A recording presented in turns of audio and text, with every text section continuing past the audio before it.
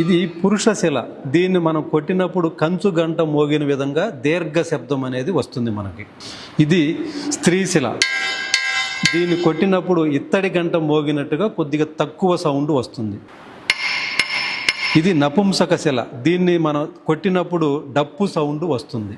మనుషుల్లోనే కాదు శిలల్లో కూడా ఆడమగ తేడా ఉంటాయంటున్నారు శిల్పులు.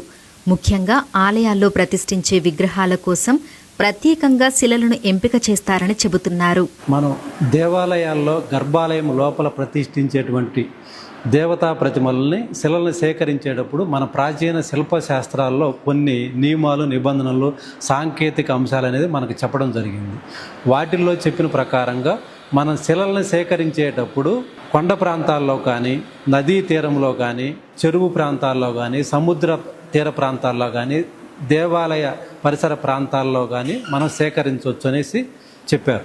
సేకరించేటప్పుడు కూడా మనకి 4 రకాలైనటువంటి శిలలు ఉంటాయని చెప్పారు. ఎరుపు వర్ణము, తెలుపు వర్ణము, కృష్ణశిల అంటే నల్లగా ఉండేటువంటి రాయి, పీత వర్ణం అంటే పసుపు వర్ణం ఉండేటువంటి రాయి. అట్లా 4 రకాలు, ఎరుపు, తెలుపు, పసుపు, నలుపు అనేటువంటి 4 వర్ణాల నుంచి రాళ్ళని సేకరించవచ్చని చెప్పారు. అట్లాగే ఈ రాయి సేకరించేటప్పుడు కూడా ఆ రాయి అనేది ఒకే వర్ణం, ఏకవర్ణంగా ఉండాలి.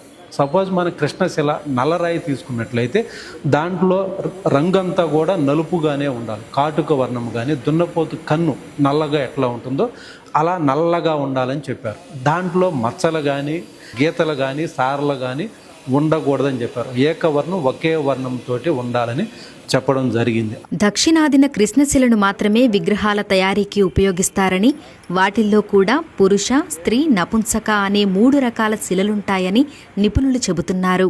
ఇట్లా ఈ నల్లరాయిలో మన శిలలను సేకరించేటప్పుడు కూడా 3 రకాల రాళ్ళని విభజించారు, 3 రకాలుగా. అవి పురుష శిల అని చెప్పేసి, స్త్రీ శిల అని, నపుంసక శిల అని.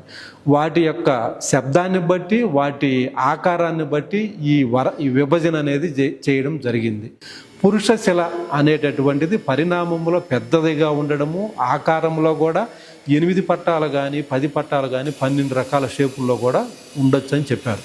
దానిని మనం శిలని గనక తట్టినప్పుడు కంచు గంట మోగినట్లుగా దీర్ఘమైనటువంటి శబ్దం వస్తుంది, ఓంకార శబ్దం అనేది. అదే స్త్రీ శిలను గనక మనం కొట్టినట్లయితే, తట్టినట్లయితే అది ఇత్తడి గంట. ఆ కంచు గంట కంటే ఇత్తడి గంట అనేది కొద్దిగా శబ్దం అనేది తక్కువగా ఉంటుంది. ఆ శబ్దం కూడా దీర్ఘంగా రాదు, కొంత తక్కువగా ఉంటుంది. అది స్త్రీ శిల అంటారు. నపుంసక శిల అనేది తప్పిట సౌండ్. తప్పిట కనుక కొడితే మనం ఎట్లాంటి సౌండ్ వస్తుందో అలాంటి సౌండ్ అనేది వస్తుంది మనకి. అట్లాంటి నపుంసక శిలని విగ్రహాలు తయారు చేయడానికి పనికిరాదని, దాన్ని విసర్జించాలని చెప్పడం జరిగింది. పురుష శిలలో వచ్చేసి పురుష ప్రతిమలను తయారు చేయాలని, స్త్రీ శిలలో స్త్రీ దేవతా ప్రతిమలను తయారు చేయాలని, నపుంసక శిలలు అయితే కింద ఆధార పీఠాలు కానీ, ఫ్లోరింగ్ కోసం కానీ వీటికి ఉపయోగించుకోవచ్చని చెప్పడం జరిగింది. ఇప్పుడు మనం కూడా కృష్ణశిల మన ఆంధ్ర కానీ, తెలంగాణ పరిసర ప్రాంతాల్లో నల్లగా ఉండేటువంటి ఏకవర్ణంలో సారలు కానీ, మచ్చలు కానీ ఇట్లాంటి లేని రాయి మన ఆంధ్రప్రదేశ్లో కానీ, తెలంగాణ కానీ మనకు లభ్యం కావట్ల. అది తమిళనాడులో ఉండేటువంటి కాంచీపురము, తిరుచి దగ్గర కావునూరు అనేటువంటి క్వారీల్లో లభ్యమవుతుంది. మన తిరుమల తిరుపతి దేవస్థానం వారు కూడా ఇక్కడ వర్క్షాపుల్లో చేసేటువంటి దేవతా ప్రతిమలు అన్నిటికీ కూడా ఇక్కడికి పోయి స్థపతులు వీళ్ళు సెలెక్ట్ చేసుకుని ఇట్లాంటి మనం ఏవైతే చెప్పామో మచ్చలు కానీ, సారలు కానీ, పొరలు లేనటువంటివి పురుషశిల ప్రతిమ రాతినే ఎన్నుకొని వాటిని తీసుకొచ్చి ఇక్కడ ఆ పురుషశిలలో విగ్రహాలను తయారు చేయడం జరుగుతుంది.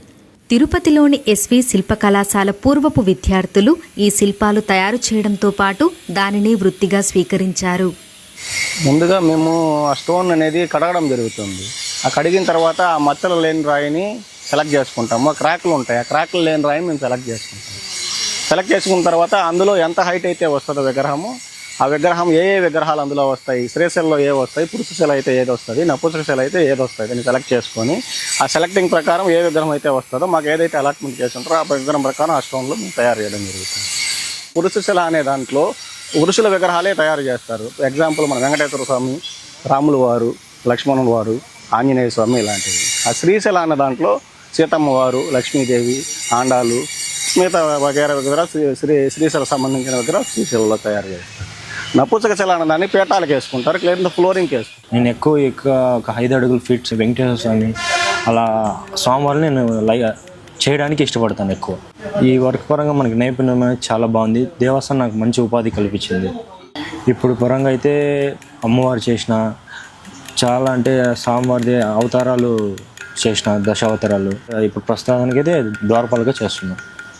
ఆలయాల్లో ప్రతిష్ఠించేందుకు విగ్రహాల కోసం ఇతర రాష్ట్రాల నుంచి కూడా ఇక్కడికి వస్తారు. మా ఉజ్జుగూరు గ్రామంలో ఒక ఆంజనేయ స్వామి దేవస్థానము రెడీ చేస్తున్నాము. మాకు ఇక్కడ ఒక దేవుడు కావాల్సి ఉంది, ఆంజనేయ స్వామి అంట. కానీ మాకు ఇక్కడ బాగా చేస్తారు అంట తెలుసుకున్న తర్వాత వచ్చి చూస్తూ ఉన్నాము. విగ్రహాలు బాగా చేస్తూ ఉన్నారు. మాకు బాగా సంతోషమైంది. మేము ఒక దేవుడిని ఇక్కడే చేపించేదానికి సంతోషం పడుతూ ఉన్నాము.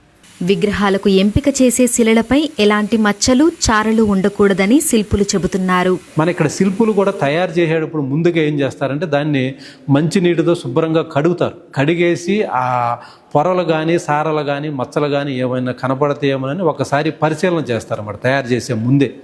అలా చేసినా కూడా ఒక్కొక్కసారి అనుకోకుండా మధ్యలో అనేవి ఈ పొరలు అనేవి ఉంటాయి. చేసినా కూడా 50%, 60%, 70% అయినా కూడా వాటిని విసర్జిస్తారు, పక్కన పెట్టి కొత్తగా తయారు చేస్తారు. మళ్ళీ దేవాలయాల్లో ప్రతిరోజు కూడా నిత్యం అభిషేకాలు చేస్తాం. చేసినప్పుడు అభిషేక జలం అనేది ఆ క్రాకుల ద్వారా లోపలికి రాయి గ్రహించి కొంతకాలానికి అది పగిలిపోతుంది.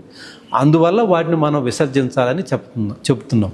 ఆగమశాస్త్ర సంప్రదాయాలలో కూడా విగ్రహాల నిర్మాణానికి ఉపయోగించే శిలలను వాటి స్వభావం, ధ్వని, గుణాల ఆధారంగా పుంశిల, స్త్రీశిల, నపుంసక శిల అని వర్గీకరించారని టీటీడీ పండితులు విభీషణ శర్మ చెప్పారు. జీవుల లింగ భేదంలా కాకుండా వాటిని శిల శాస్త్రోక్త లక్షణాలను సూచించే సాంకేతిక పదాలుగానే చూడాలని, శిల స్వభావం, నాదం, శక్తి, వినియోగానికి సంబంధించిన వర్గీకరణగా అర్థం చేసుకోవాలని ఆయన తెలిపారు.